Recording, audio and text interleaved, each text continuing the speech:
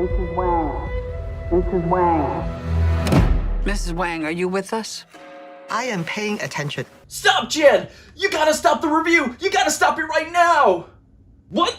Why? It's this movie, Jan. It's too good. You're just not talented enough to give it the proper review it deserves. Fuck you! Watch. This is gonna be the best damn review ever. Okay. Don't say I didn't warn you. Well, now that that asshole is gone, let's go ahead and begin my review.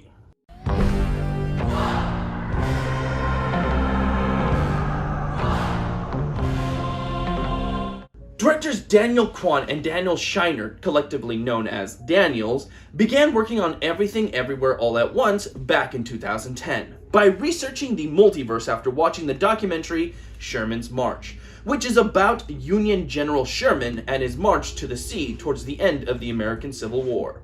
Or at least that's what it's supposed to be about. The director keeps getting sidetracked as he does his research.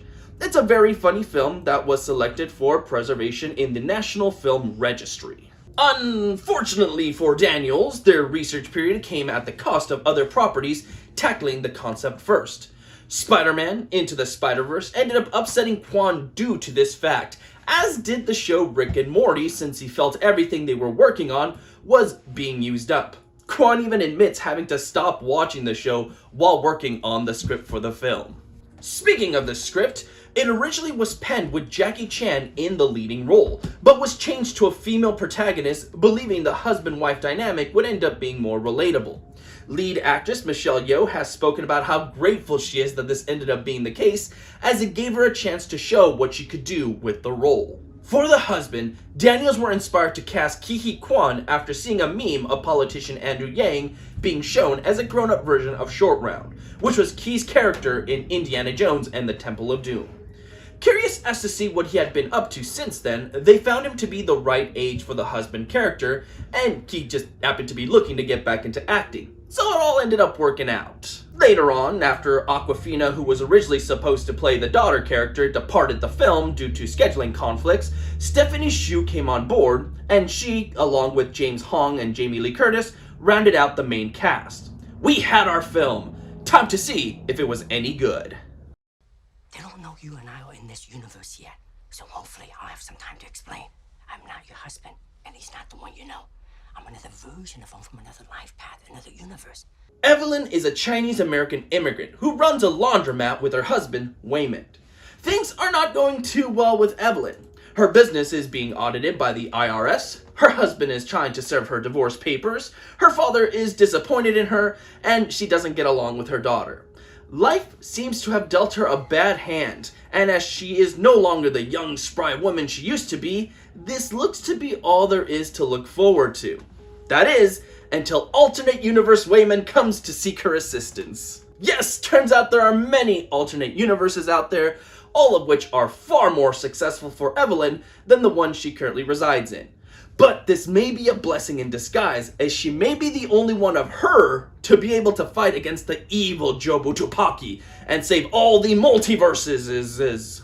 And if that doesn't sound so crazy and insane that you have to watch it, you may just be dead inside.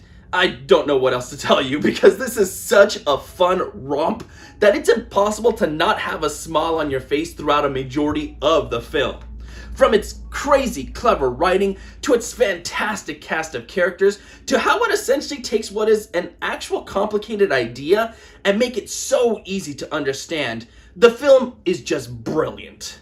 At its center are the performances behind each character. Michelle Yeoh as Evelyn is pitch perfect casting. What her character goes through and experiences is something that has to be pulled off just right, otherwise the whole thing can just come off as stupid. Ke Kwan as the husband is pitch perfect casting.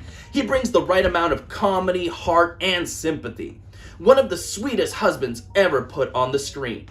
Stephanie Hsu is pretty damn good casting. I'm not knocking the performance, because she definitely delivers some of the heavier moments of the movie and is probably the reason you'll end up crying. I think her character speaks so much for the generation that began with mine and continued onward. There is a hurt inside a lot of people that the past generation never talked about, or they had to convince themselves that it didn't exist. But starting with my generation, and more so with the newer ones, there are so many more people willing to talk about their feelings. And I can see this character being a great way of expressing what many are going through without actually saying it themselves.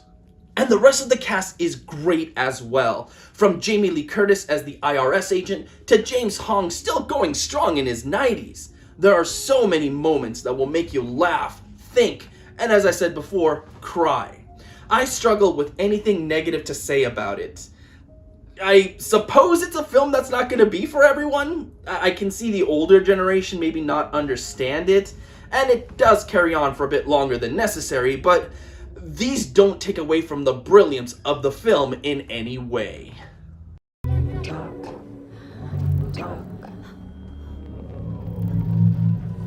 Jobu Tupaki has seen all and knows all. She knows what makes you tick. There are so many technically impressive things within the movie. The first that everyone will no doubt notice is the editing. Good lord, this film is like 80% editing? If it didn't have the flashiness that it does, I don't think this would have worked as well. Not only does it deserve its nomination, but it should go on to win. It's that good.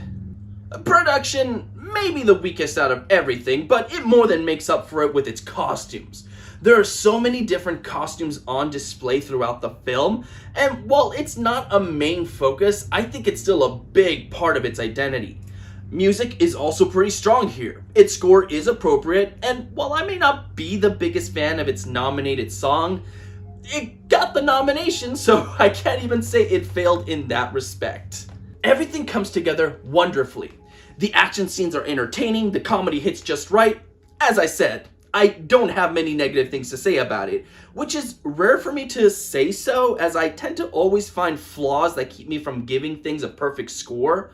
But what few things there are here can easily be overlooked due to how strong the overall product is.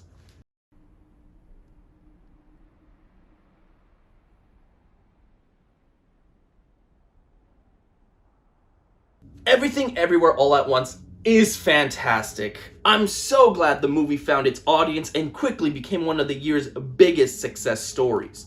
I know I'm not alone saying this, but this is my favorite movie of 2022. And if you haven't seen it yet, you need to get right on it. So, unsurprisingly, I give Everything Everywhere All at Once a 5 out of 5, with a very strong recommendation to buy it. What more can I say? Wow! Fuck you! Watch! This is gonna be the best damn review ever! Okay, don't say I didn't warn you. Damn it! Now he's gonna go on and do this exact review and be just as successful as I am. God, I wanted to be the only multiverse Jan with the best Everything Everywhere All at Once review. God, stupid alternate Jans always get their way. Anyways, how the hell is anything else gonna top this? I have no idea, but we're halfway through, so I'm hoping there's something else down the line that is gonna impress me at least half as much as this. So, cross my fingers there. Until then, everybody, stay safe out there and have a good one.